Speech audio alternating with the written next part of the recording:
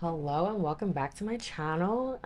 In today's video, we're going to be talking about something that I think is holding a lot of us back. I know what's holding me back, and I don't want to speak for everybody, but I do think that self-sabotage is a finicky character that impacts all of our lives, whether we're aware of it or not.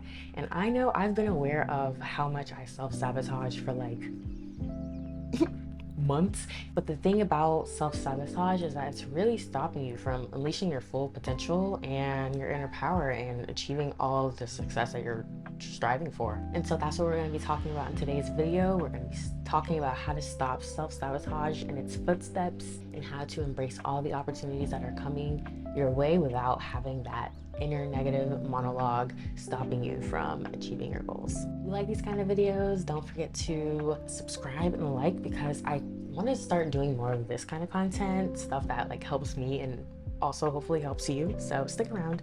I made a video similar to this, I think like back in November. I'll link it up here, but it was mainly focused on imposter syndrome. Within that video, I did talk about self-sabotage because imposter syndrome and self-sabotage are really linked together. They just go hand in hand, and they are just like the two devils on your shoulder. None of them are angels. They're both devils on your shoulders that are just speaking, yapping away and telling you that you aren't good enough. In that video, it was all about like how to end it for good. And honestly, I think I did, or I have ended imposter syndrome with me, because I'm not really feeling like an imposter these days, okay? But I am still self-sabotaging. When you are able to acknowledge and see that you might be the problem, like that's the first step, acknowledging the fact that you are dealing with self-sabotaging thoughts. If you can't acknowledge it, if you can't recognize it, how are you going to learn the steps to stop doing that? What I want you to do is really identify why you think you're holding yourself back. You should just take a real deep dive into your thoughts, your emotions. Maybe take a journal, a pen, your phone, or if you have somebody that you can trust or you're comfortable around, speak to them about all of these thoughts and feelings that bubble up when you think about, why am I holding myself back? For me personally, I have to write everything out. So writing things on paper like really releases it from me.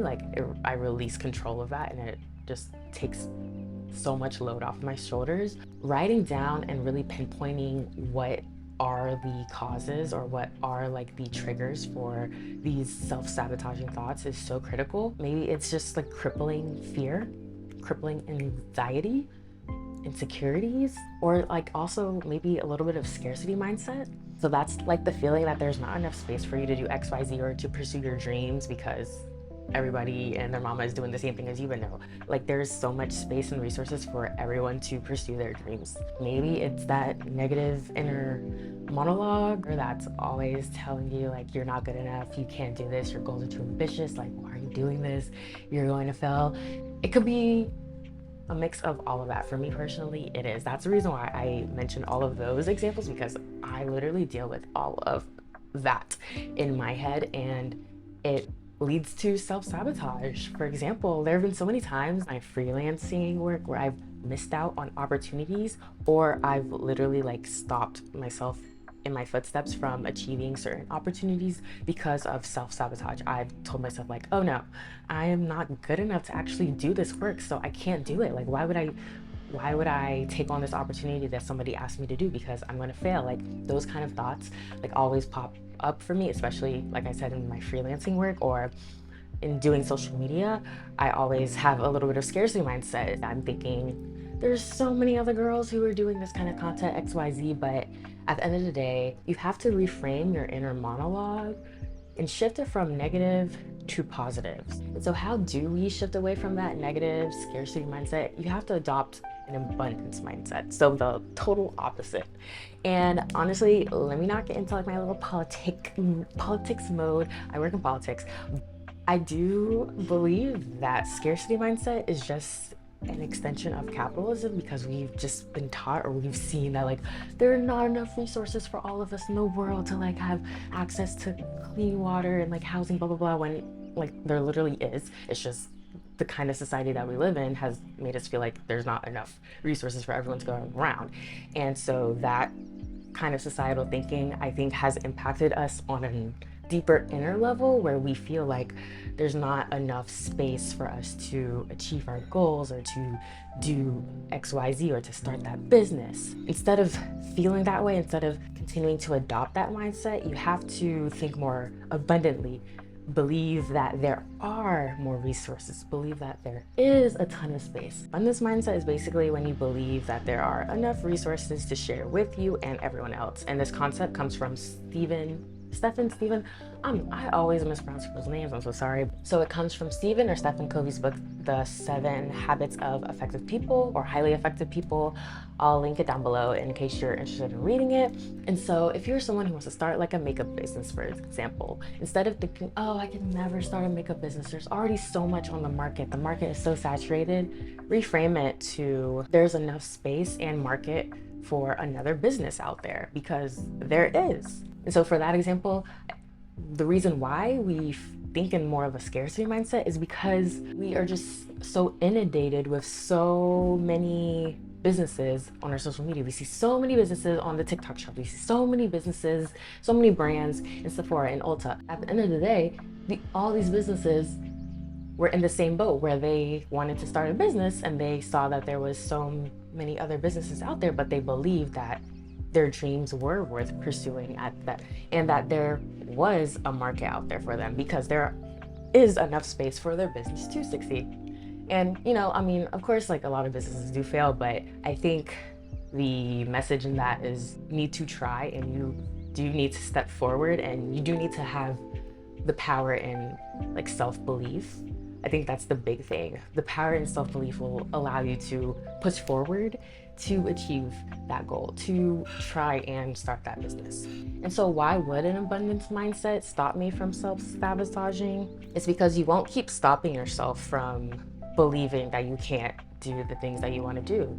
You will think more abundantly and believe that you can do what you want to do because there's enough space. As I've said, space is the word of the day. The first thing in order to create more of an abundance mindset is to reframe your thinking.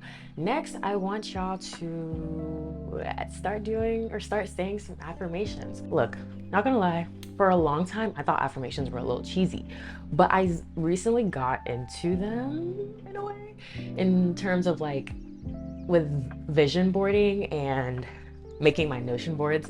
I've just been finding really cool affirmations that I feel like really align with me and they aren't cheesy anywhere to me. The reason why I want you to start saying affirmations is because when you say things and put it out into the world, it has so much more of an impact than when you just say things and keep it in your head. So I really want you guys to write down your affirmations, either on your phone, on your computer, in your journal, or also say it in the morning. These affirmations, they don't have to be like anything complex. There's like a specific scenario in which you see yourself self-sabotaging. I want you to create an affirmation that allows you to remember to think more abundantly when you are in that situation. So for example, say you have, I'm just going to use myself as an example because that's like the easiest for me, but like I was saying, how I would always self-sabotage freelance opportunities. Say I got a new freelance opportunity tomorrow. Instead of me saying or thinking, oh no, I'm not good enough for this, I would create an affirmation in my head that would say something like, I am worthy of all the opportunities that come my way. So that hopefully that example, like, it makes it clear of what kind of affirmations I want you guys to create. Once we have shifted our mindset into more of an abundant mindset, I want us to start introducing really like healthy daily habits. And some examples are like the affirmations, like I said earlier, but also more gratitude, like being more grateful to yourself.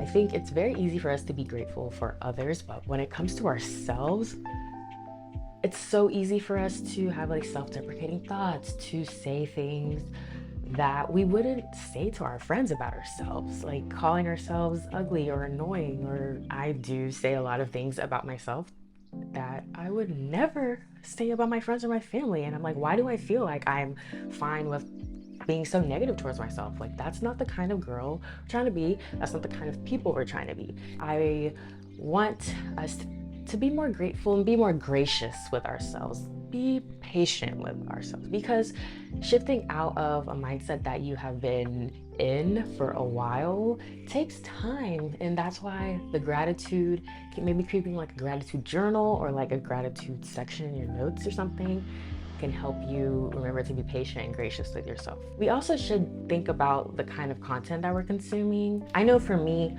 I've started to consume more like mindful content in terms of like podcasts, books, YouTube, more content around like rituals and self-improvement and things like that. And that has helped me really like try and figure out like the kind of person that I want to be. And it has helped me learn topics that will help me shift out of self-sabotaging mindsets. Since like one of my favorite podcasts, like I love Liz Tran from Reset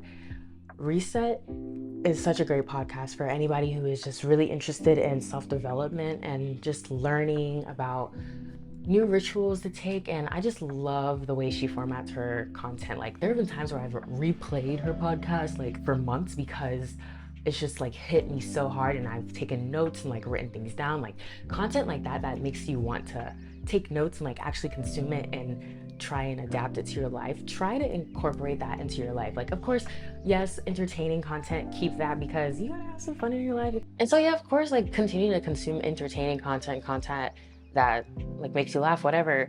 But I mean, you're already on YouTube, you're already on Instagram, you're already on TikTok, so you might as well add in some motivational, inspirational content. I feel like a lot of times this kind of genre of content, like motivational, inspirational, can sometimes not really be motivating or inspiring, depending on who is providing that content. So I would suggest like obviously finding people who you feel like you relate to, and people who are giving really good advice that you can actually incorporate into your daily life. I don't think this will be any surprise, since I've already mentioned that writing is like so key for me, but I want y'all to start journaling if you aren't. And you don't have to journal every day, but I do feel like once you like just write things that are happening in your life, like just write it out, it really helps you figure out your life. I think it's just a great way for you to understand like where your life's going, what is happening in your life, and maybe address things that you want to change, because there's so much that we are consuming and seeing in a day, and it's all in your head and you can't really remember everything. And so when you're able to journal and just talk about like what happened in your day, you're really able to see like how your days are going, and you're able to see like what changes you want to make, or also identify things that you want to continue to do. And this next thing is similar to journaling, but I want you to also make a list of your goals. Like write it out. Write out all the goals you want to achieve in the next day, the next week, the next month, the next year, whatever. Write them all down. Write them down, make an action plan. And these goals, they need to be specific. I don't know if y'all heard of SMART goals in school, but I remember learning about SMART goals, and your goals, like they really do need to follow that kind of like guideline. So they need to be specific, measurable. So like, is it happening in 5 months or a year? Attainable, realistic, and time bound, which is similar to measurable. Actually, I think I mixed the measurable and time bound, but you get the idea. But these goals that you have in your head, like they should really be specific so that you can really write out like what you want.